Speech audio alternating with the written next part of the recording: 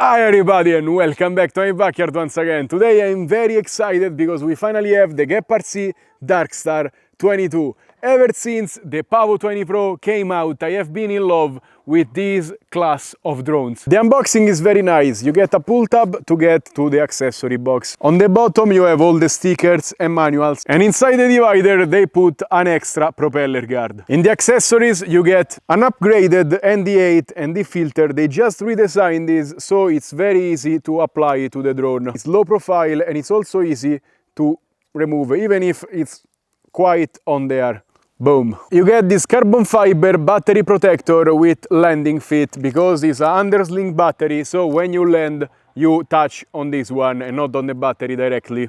There is also a replacement grey canopy, an extra set of Gemfan 2219x3, an extra battery strap which looks to be a miniature, all the screws, grommets and tools you will need, battery pads and the tool to connect the flight controller to Betaflight. Let's talk about the drone. The build quality is super premium, everything is injection molded, the ducts are incredibly hard and strong and stiff.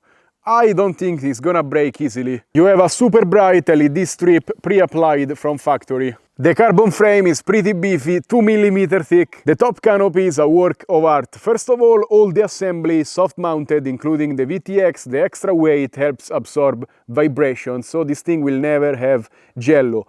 You can see it has these grommets. If you pull too hard, they're gonna detach. They are easy to reapply because they put some slits. If you crush really hard, maybe it's gonna detach, but it's very strong, so I don't think it's gonna be easy. Another crazy design feature is the camera mount, which swivels together with this protector.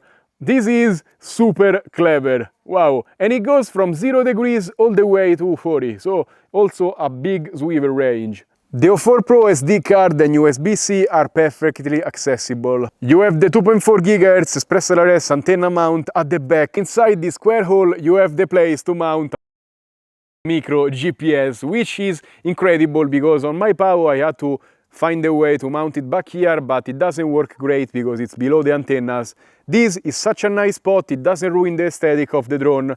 The drone uses a standard configuration, it's not a pusher, so probably it will sound a little bit better than the Pavo. But the weight is 20 grams more than the Pavo at 127. The motors are 1104 7500 kV, and the flight controller is an all-in-one F4 with 20 amps ESCs and Express LRS built into it. And finally it's time to fly. I have found a HGLRC M100 Mini GPS which fits perfectly. 121 sizes doesn't fit. If you are uncertain, you can get the one GEPRC makes. To set it up, you will need to solder to the flight controller. I used the UR3, and if you go in the port section, you activate the GPS and you are ready to go. GEPRC suggests flying with a 720 mAh 3S battery.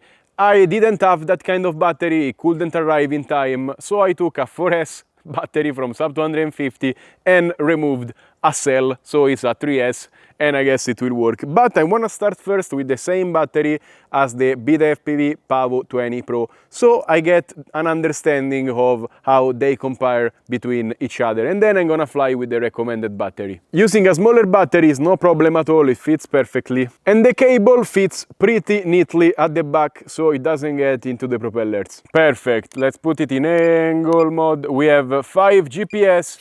Oh, it's quite powerful. So I was saying we have 5 GPS, and yeah, the maximum I could... okay, I have set it up with position hold. The maximum GPS I could get on this drone was 6, because the GPS is too close to the VTX and there is too much interference. I have talked to GEPRC, they said they had some space left and they decided to put a GPS, but when testing they realized that it has a little bit of interference. It's gonna be fine enough for return to home. If you don't use a lot of GPS, it still works, but position hold, you see, it doesn't work because this drone is on the latest Betaflight. You see, return to home works even with 5 GPS. You need to set it up. It's not gonna be the most precise, but the drone will come back close to you. Oh wow, yeah, it's not incredibly precise, but it's better than nothing. And at least the GPS is somewhere where you don't see it and it doesn't ruin the aesthetics of the drone.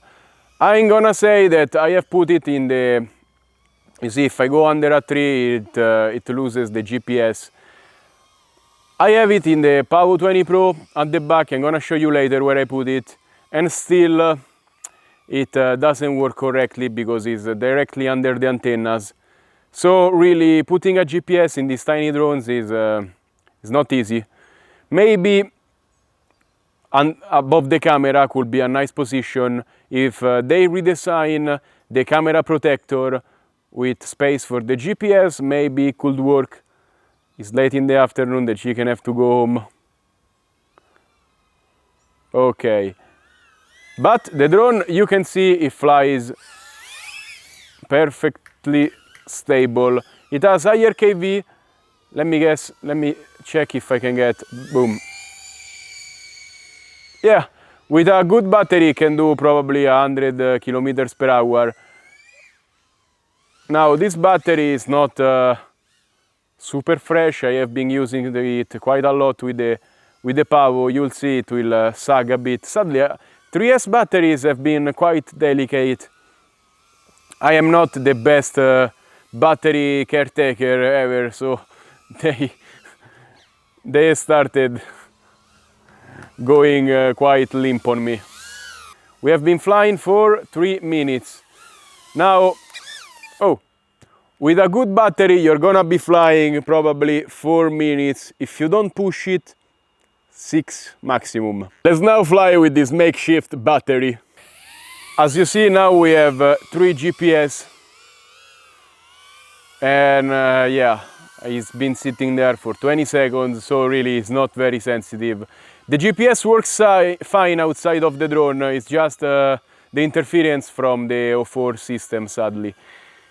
Even when the O4 is off, it gets interference. I don't know how it's possible.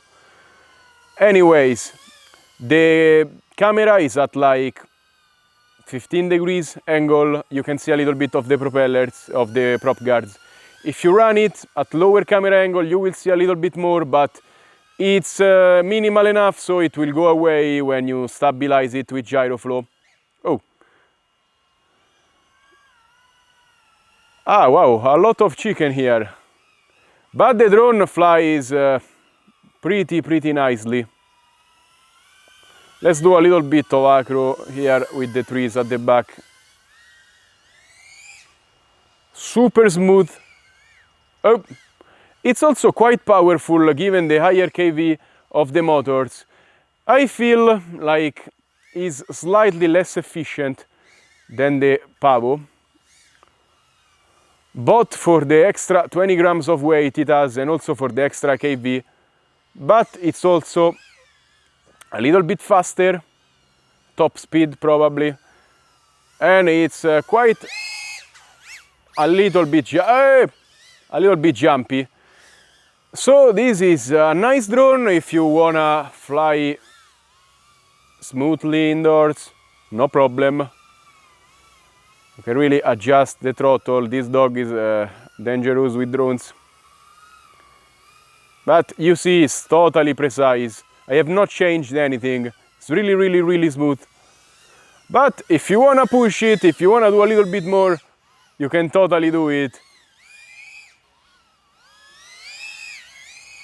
You see how perfectly smooth it is. So very good job on the tuning. Again, it's very similar to the Pavo.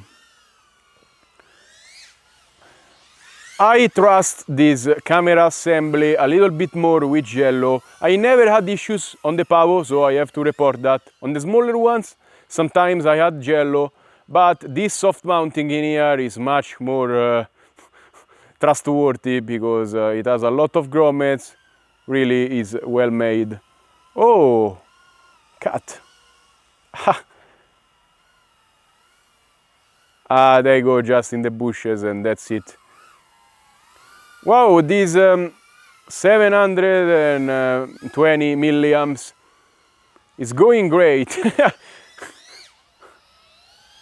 So yeah, probably just use a bigger battery. You're gonna make quite a bit more noise than the Pavo 20 Pro, but it's pretty competent like this. Now I see why they went with something bigger that can go a little bit, can give a little bit more power. Now let's see if I crash again, but this is a lawnmower I have. I have to review it. It's super cool. You can also FPV it because it has cameras. In every other video after talking about it, I have crashed. I hope it's not the case because I wanna see it in function when I do reviews and chase it while it's working. It's gonna be a cool addition, and I want to chase something mechanical that don't lay eggs. Because this chicken have been quite low on production lately with all of these drones review. Okay, battery starts to be low. We have been flying for 4 minutes. Oh, yeah. Wow. 4 minutes with this battery. If you get a new one that is not spent like mine, and if you fly slower, maybe you can go 7.5 minutes. This is the Pavo for reference. You can hear it's a little bit quieter, even if it's a little pusher drone, which usually makes more noise. This is the Darkstar22. I don't know if this one is louder. It's lower pitch. I'm gonna say they sound pretty similar. They are on the same battery now. And it's time for my final opinion on this GEPRC Darkstar22. I have been waiting so long for this drone, ever since the original Darkstar 20 came out. I have loved that drone, and I wanted to see something slightly bigger because I believed it would make sense. And in fact, it does a lot of sense. I feel like this class of drones is some of the best sub 250 gram Cinewhoops you can get because they are incredibly versatile. They fly well indoors and outdoors. They are silent, they are efficient, they fly perfect. And there is no point in going smaller because we are carrying the O4 Pro system, and a 2-inch will go fine inside, but outdoors it will be less efficient, struggle a little bit more for not a lot of gain in weight and size. This is still a pretty manageable little drone. And I feel like I want to see more drones with this philosophy, even with 2.5 inches propellers, maybe even 3 inches, but just give us drones that are a little bit lighter and not right at the edge of 250 grams. They behave so much better, they are nimbler, they are still powerful, they make less noise, they are more efficient. It's just a better experience all around. So I feel like I can fully recommend this drone because it's one of the best you can get sub 250 with the O4 system. Pretty versatile, flies perfect, looks amazing, is perfectly stabilized. I have talked to GEPRC about the GPS performance, and they said they had extra space and they just added the slot to put a GPS in, but they don't plan to ship a version with the GPS installed because the performance is so mid. Being so close to the O4 system, it gives interferences and you don't pick up many satellites. Now, if you let it sit a while, it will pick 5-6 satellites, which is enough for some kind of return to home. So still, I will keep the GPS in here because I feel like it's gonna be useful enough for me not to remove it. I will experiment with raising it right where this hole is like 4-5 millimeters. So probably we can gain a little bit extra sensitivity and many less interferences. I know everybody will ask, how does it compare to the Pavo 20 Pro from Beta FPV? As a bottom line, I'll tell you, buy the one you find the cheapest because they are pretty similar. Now, the strengths of each one, the Pavo is 20 grams lighter, so it's a little bit more efficient. You can fly smaller batteries and it makes less noise when you fly with the smaller batteries. And you can fly the same amount of time as with bigger batteries on here. It is also slightly narrower if you care about gaps. The Darkstar, on the other hand, it's a little bit more powerful. It punches harder when you push the throttle, and it has a higher top speed. So if you fly outdoors, maybe it's gonna be a benefit. The extra weight can help you in wind. The tune is a little bit better, it shakes less when you do hard maneuvers, maybe it's also the weight. And I feel that this soft mounting design, it's a little bit better and it will never give you jello even if you push it at 100% throttle. But it has the con of it being harder to service, because when you remove all of these grommets it's kind of hard to put them back, and sometimes you can break them, especially the front ones. They give you spares, but only 2. Talking about the GPS, is not even an option in the Pavo, and they don't provide any way to mount it. I 3D printed this, but it looks ugly and it performs some way worse than the one in the Darkstar. At least here you have an out-of-the-way place to mount it, and it doesn't ruin the aesthetics. To make a drone that beats out these 2 ones, I feel like I want to see something that has the efficiency and weight of the Pavo with the tuning, the power and the soft mounting of the Darkstar. And possibly a GPS probably placed in the front that works. Whichever company makes that drone is gonna take the crown. And that's all for today. As always, remember to like, subscribe and comment on this video. Let me know what do you think about this juicy drone, what do you think about this category, and if you wanna buy something, check out the links in the description below, because clicking on them you help my channel a lot, and also you will find discounts. Thank you so much, stay safe and happy flying, bye!